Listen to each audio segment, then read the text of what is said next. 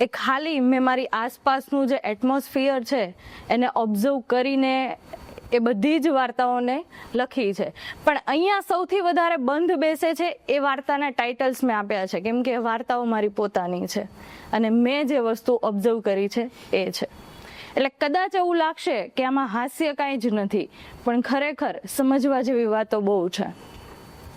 આપણે અત્યારે બે પેઢી વચ્ચેનું અંતરની વાતો બધા કરીએ છીએ, પણ એ અંતરને ઘટાડવાની વાત કોઈ કરે છે ખરા? કોઈની પાસે એનો આઈડિયા છે? નથી. સૌથી પહેલા સ્વથી ચાલુ કરવું છે. હવે તમે એમ કહેશો કે સ્વ એટલે સ્વર્ગવાસી. ના ભાઈ ના, અહીંયા જ રહ્યો ને. સ્વર્ગવાસી નથી થવું, આપણે અહીંયા જ રહેવું છે.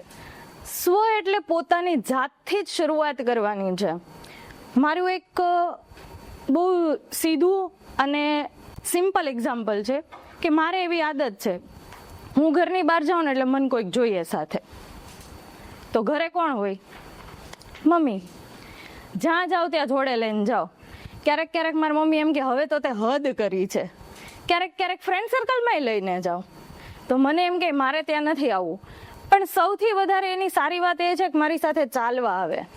અને જ્યારે આમ રિટર્ન આવે ને એટલે નીચે બધા બેઠા હોય, શેરી હોય ને એમાં બધા બેઠા હોય.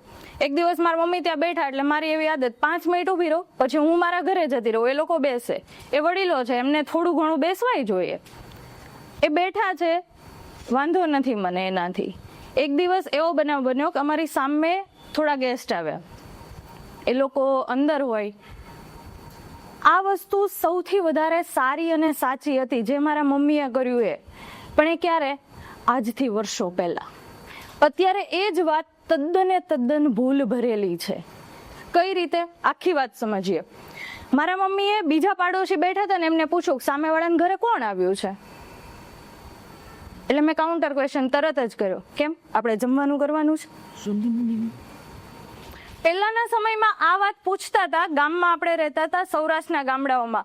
બાજુવાળાના ઘરે મહેમાન આવ્યા હોય ને તો શેરીની અંદર 10 ઘર હોય ને, 10 લોકો પોતાના ખેતરે જવાનું માંડી વાળે અને મહેમાનની આગતા સ્વાગતામાં લાગી જાય. મહેમાન ભલે એક જ હોય, પણ ત્યારે એ વાત ખૂબ બંધ બેસતી હતી કે પૂછવું તમારા માટે ત્યારે જરૂરી હતું.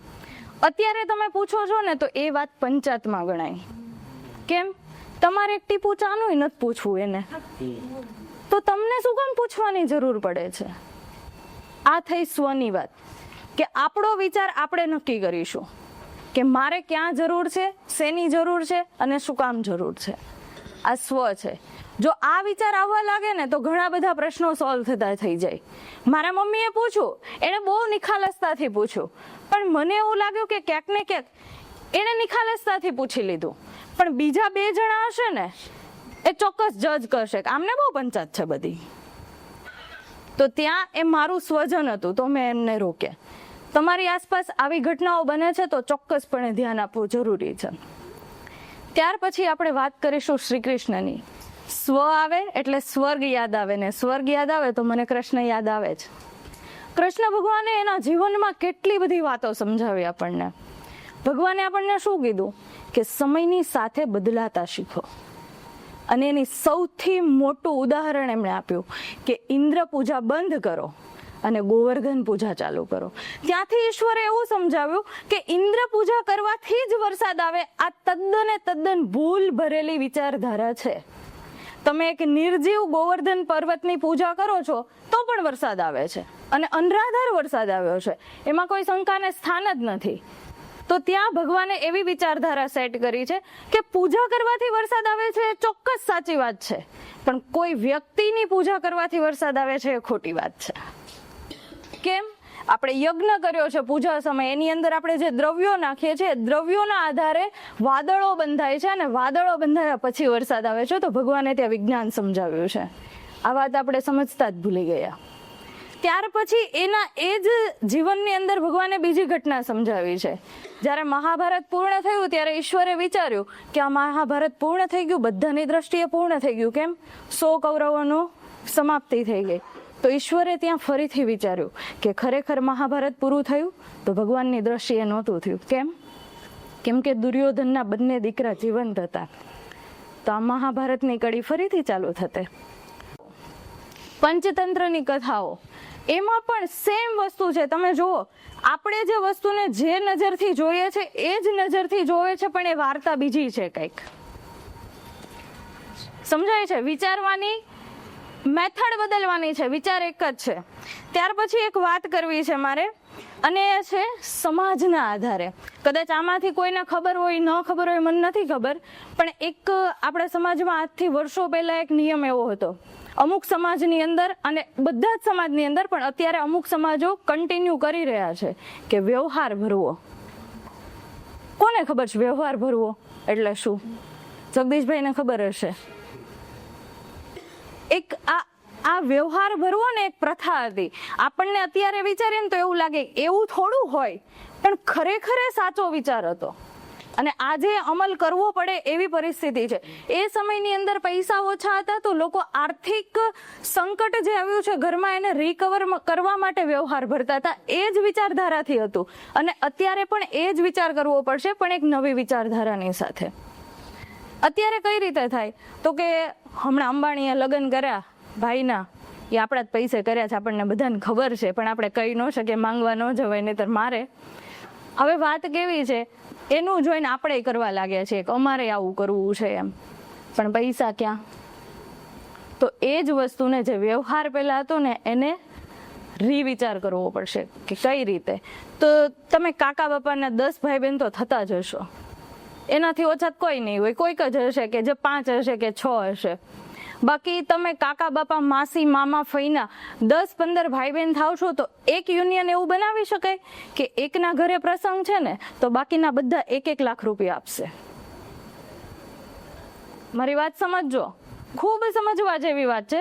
15 જણા છે, 15 ભાઈ બહેન છે તો એકના ઘરે પ્રસંગ છે, બાકીના 14 લાખ રૂપિયા આપે છે. એ માણસ ક્યારેય આર્થિક સંક્રમણમાં નહીં આવી શકે. અને પાછળથી વાતો કરવા વાળા આપણે જોઈએ છે જ્યારે આર્થિક સંકટ ઊભો થાય ને તો કેમ તમને એવું નથી થતું કે 2 હાથ લાંબા કરીને મદદ કરી શકીએ? ત્યાર પછી એક વાત કરવી છે એક સ્ત્રીની. સૌથી વધારે તકલીફો સ્ત્રીના વિચારથી ઊભી થતી હોય છે. આ 100% સનાતન સત્ય છે. પુરુષ ક્યારેય કોઈ પણ વસ્તુમાં નુસ્ખા ગોતતો જ નથી. એને જેવું છે એવું સ્વીકાર છે. એને તમે ગંદામાં બેસાડો છો તો એ તમને કાંઈ ફરિયાદ નહીં કરે. સ્ત્રીને બેસાડશો ને એટલે 50 ફરિયાદ ત્યાંથી આવશે. જો તમે ફરિયાદ કરો છો તો સોલ્યુશન તમારી જ પાસે છે. કેમ નથી કરતા?